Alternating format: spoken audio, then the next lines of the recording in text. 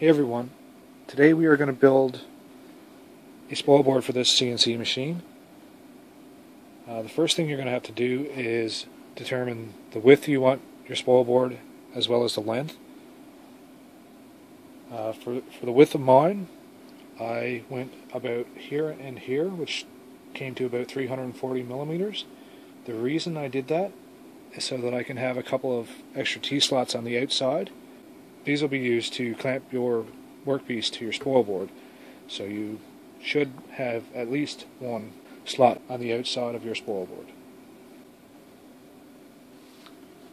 So the total distance of travel that I have set up is 555 millimeters in the Y direction, and I know that I want the width of my spoilboard to be 340 millimeters.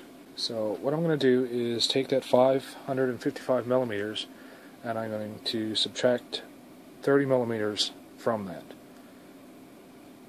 So that leaves me with a total length of 525 millimeters and a width of 340 millimeters for my spoilboard. Now you can cut that on the CNC machine if you want. I'm going to cut mine on the table saw because the table saw is much faster. Okay, so now we have our piece cut. Before we start now, obviously we're going to need a spoilboard to cut the spoilboard on. So I have an older spoilboard that I had made up. It's just a 1/4 inch piece of MDF, so I'm going to use this as my spoilboard. So I'm just going to slide this under here.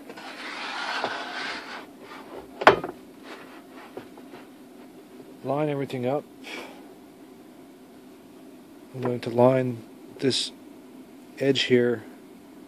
I'm going to line this edge up with the edge of the table, and I'm going to center it in the middle of the table. Okay, so I'm going to clamp everything down, and we'll go from there. Alright, so now we have everything clamped down. The next thing to do is to line the center of our bit up with the bottom left-hand corner. Okay, now that we have that lined up, that's going to be our 0 start point. So now I'm just going to find the Z0 and we're going to start carving.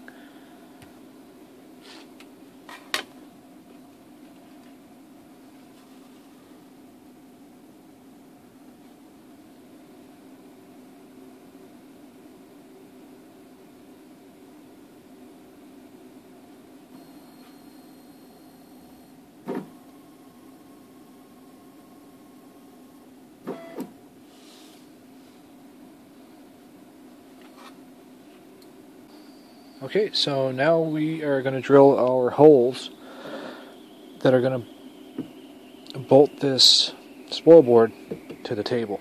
So we're going to countersink down 17 millimeters and then drill the rest of the way through just a 1/4 inch hole so that we can put 1/4 inch bolts to bolt it down.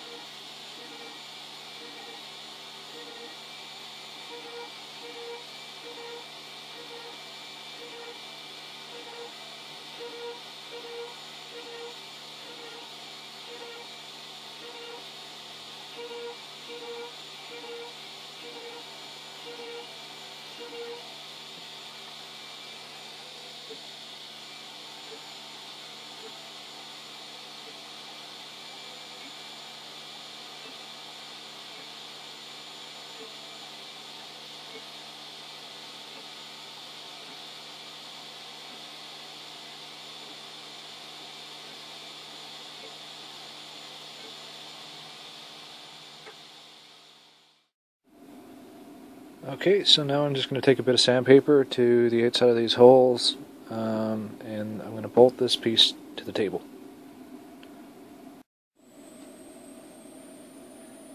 Okay, so I just finished inserting all the bolts into my table here. I'll show you what that looks like. So, yeah, you can see the bolts inside of there. That's what the back looks like. I'm using 1/4 inch by 3/4 inch pan head bolts.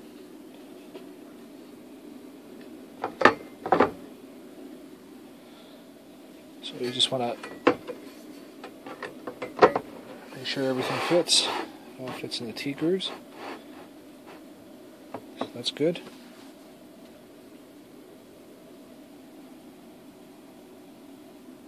What I'm using on the underside of these bolts, basically just 1/4 inch wing nuts. Now the wing nuts won't fit in the T-slots. They're a bit too high. These wings are a bit too high. So what I've done is take a pair of pliers and clip off as much of the top as I can. This is what it looks like after it's been clipped. So yeah, it's a pretty cheap way to hold this down. I didn't want to use 16 T-nuts. T-nuts are pretty expensive, so wing nuts are pretty cheap, and it's an easy way to do this. Another way to do this, instead of using pliers obviously, is to use a grinder to grind down these tips. I didn't have my grinder here, so the best thing I could find was my electrical pliers. But yeah, I'm sure a grinder would be a lot easier. Alright, so now we're going to put our wing nuts on our table. So we're basically just going to thread one on each. Just get it started. There we go.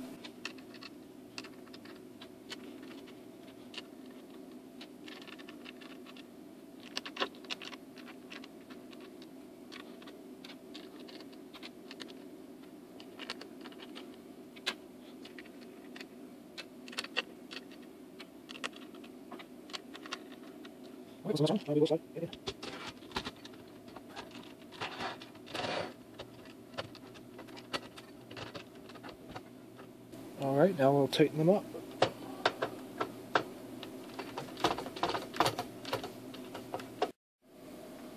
Alright, so once you get your piece, spoilboard bolted down, it's up to you. You can leave it like this and plane the top of it, which I'll show a little bit later.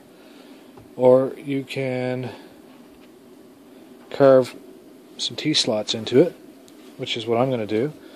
The reason I'm putting T-slots into it is because even though I do have 2 T-slots here that I can clamp pieces down, my clamps really aren't long enough to reach inside to the middle of this board. So if I have a small piece, I can't clamp it to spoilboard. So I'm going to get my T-slot bit and carve some T-slots into here. If you decide to put T-slots in your table, you're going to need a T-slot bit. This here bit is 1/4 inch. It's big enough to fit a 1/4 inch bolt. Now I'm not just going to run that T-slot bit through here. At first I'm going to run my 6mm bit down to the depth that my T-slot is going to be, and that should cut away a lot of the material to make it a bit easier on my T-slot bit. Okay, so first I have to line my 6mm bit up in the bottom corner, same as we did last time, to get 0. Alright, so now I'm going to start the job with the 6mm end mill to start the T-slots, take away a lot of the material before I actually run the T-slot bit and create the T-slots.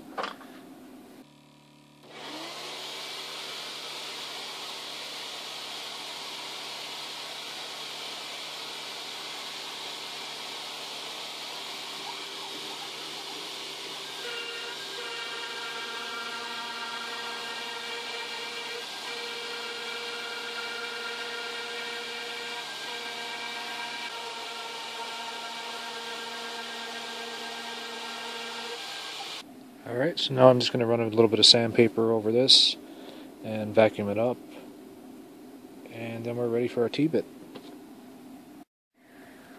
Okay, I'm just going to start the T-bit job here now. I'm not sure what the feed rate should be for this T-slot bit, so I picked 600 millimeters a minute, and I believe my RPM, my spindle RPM is going to be about 20,000. 18 to 20,000, so I may have to manually adjust as it's going.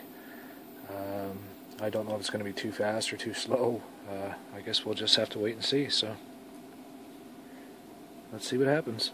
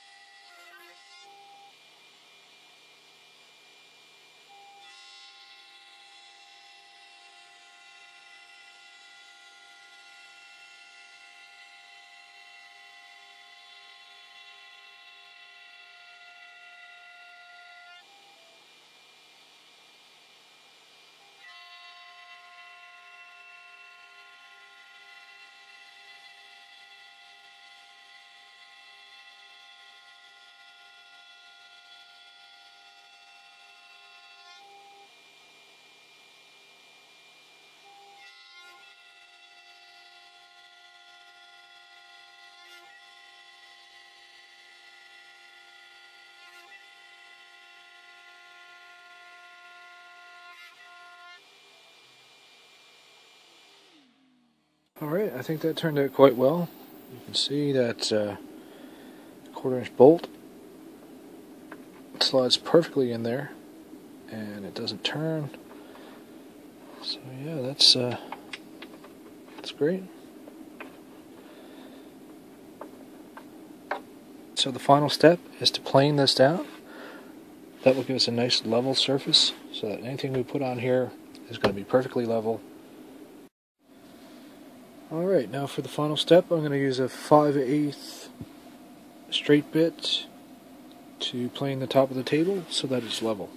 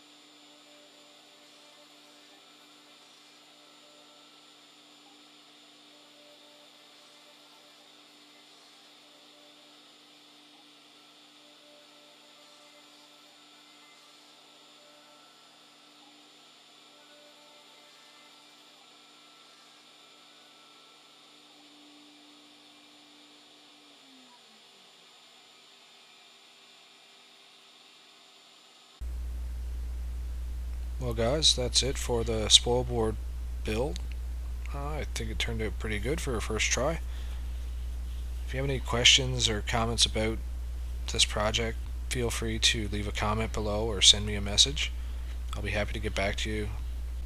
If you like this video, please click like, subscribe. There's going to be a lot of neat projects coming up in the future. Thanks for watching.